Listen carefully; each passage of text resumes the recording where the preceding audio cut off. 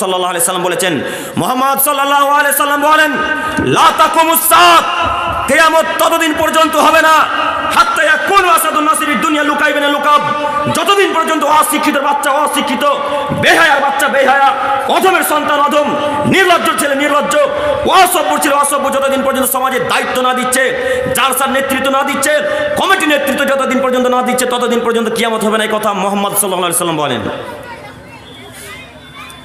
যত মানুষ দায়িত্ব আছে সব নির্লজ্জ অশিক্ষিত বেহায়া মানুষ, কথা আমি বলিনি, এ কথা মুহাম্মদ সাল্লাল্লাহু আলাইহি সাল্লাম বলেছেন। আমার বিরোধিতা করা যদি লাগে তাহলে আগে মুহাম্মদ সাল্লাল্লাহু আলাইহি সাল্লামের বিরোধিতা করতে হবে। মুহাম্মদ সাল্লাল্লাহু আলাইহি সাল্লাম বলেছেন, যখন সমাজে অশিক্ষিত মানুষ বেহায়া মানুষ নির্লজ্জ মানুষ যেদিন দায়িত্ব দিবে সেদিন কিয়ামত হবে। আপনি আজকে সমাজের দিকে ঘুরে দেখুন, যত জালসার কমিটির লোক, যত